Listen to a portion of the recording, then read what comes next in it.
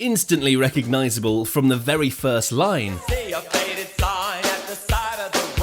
The B-52's Love Shack became an immediate classic and propelled the band to new heights. But where or what exactly is the Love Shack? Is it a real place? And did you know that the original runtime for the song was 35 minutes? So let's go through the full story behind this song, and if you love music history like me, make sure to subscribe and join our pack.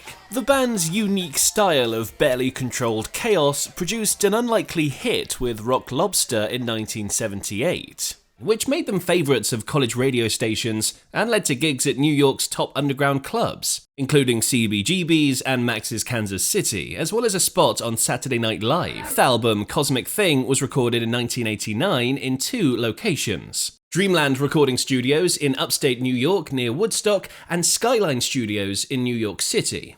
Nile Rodgers, who had seen success as the co-founder of Chic, but is probably best known as one of the most prolific producers in the world, ran the New York City sessions. The Dreamland sessions were helmed by Don Was, whose band had just had a top 10 hit with Walk the Dinosaur. Was had only produced a handful of records at that point in his career, but Cosmic Thing put him on the map, and he would go on to work with such acts as Bob Dylan, the Rolling Stones, and Bonnie Raitt. But these veteran producers had their work cut out for them with the B-52s. See, a B-52s recording session would mainly be them doing extended, long jams, improvising lyrics until something appeared out of nowhere. The idea for the song came from vocalist and keyboard player Katie Pierson.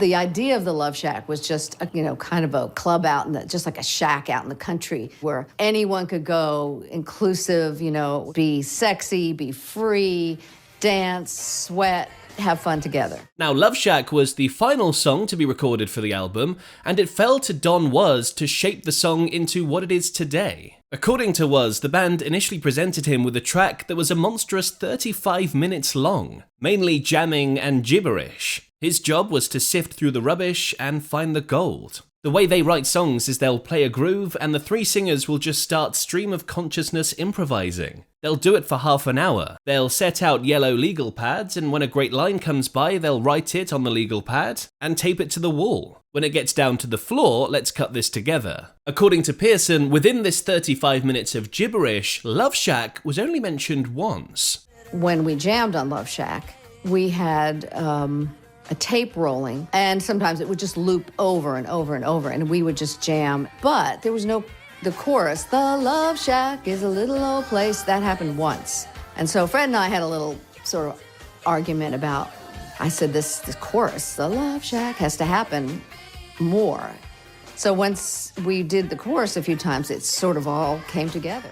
After a long process, the album was finally recorded and mixed, and when released, the expectations weren't exactly high. No one knew that was going to be a hit. I think the record company had kind of given up on them. And then some disc jockey in Chicago started playing it. And despite it having nothing to do with what was musically fashionable at the time, it gained momentum. A lot of momentum. The band had no idea that Love Shack would become their best-selling singles 11 years on from Rock Lobster. With charts in 1990 revolving heavily around soft rock like Phil Collins and Michael Bolton, the B-52s showed there was still a space for a band who was completely original, and making a kind of song that was completely joyful and didn't follow a particular formula.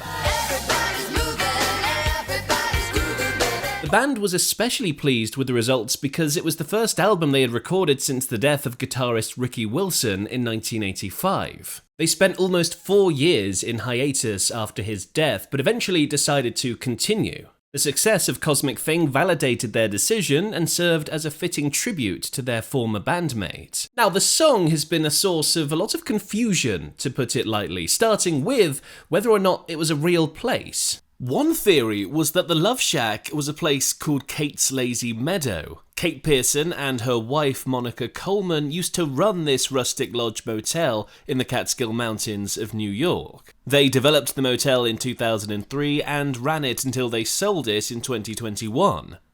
According to Kate, many travellers would drop in certain that this place was in fact the Love Shack. But in fact, they're 900 miles off the mark. The first clue is in the third line of the song, when Schneider tells us, "I'm heading down the Atlanta Highway." This refers to the Atlanta Highway in Athens, Georgia, and the Love Shack was actually right off of this highway. Pierson and her then husband bought the cabin in the 70s and actually lived there for a short period of time. To call this place rustic would be, well, it would be an insult to rustic places all over the world. This place had no electricity, no running water. If you needed the toilet, you had to go to the outhouse.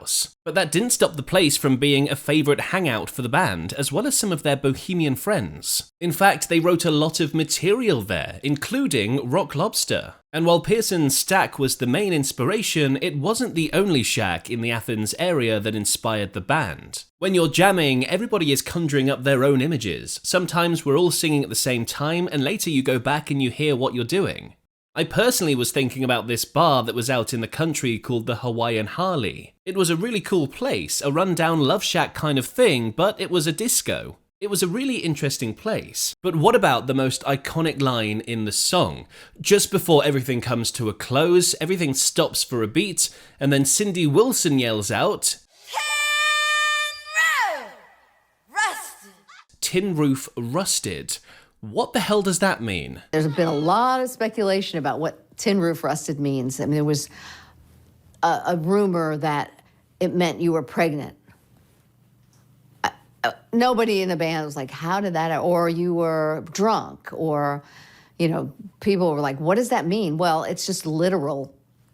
In Georgia, there's a lot of cabins. My house says that, had a rusted tin roof because it was funky old shack. So not bad for a band from Athens, Georgia, who played by their own rules and was about as far from the pop music that was being churned out in the late 80s and early 90s as you could get. Their thrift store chic look and embracing of a more openly flamboyant celebration of music inspired a diverse list of artists. From the Sugar Cubes to John Lennon, who credits Rock Lobster as one of the main inspirations behind his Double Fantasy album. And finally, in case you were planning a trip to Athens to go and see this Love Shack for yourself, I have some very bad news for you. It burnt down in 2004. The house was in the process of being renovated, and the new owners were due to move in soon. The fire inspector said that the fire could not have been caused by faulty electrical wiring or a gas leak because the unoccupied cabin wasn't hooked up for utilities. He also said that building supplies used for renovating the house had been stolen, so most likely it was an act of arson, which isn't very Love Shack now, is it? Now, Pierson would later appear on Shiny Happy People by R.E.M., of course, a song that many people, Michael Stipe included, aren't exactly fans of. I've done an entire video on the story behind that song. Click over there and watch it next.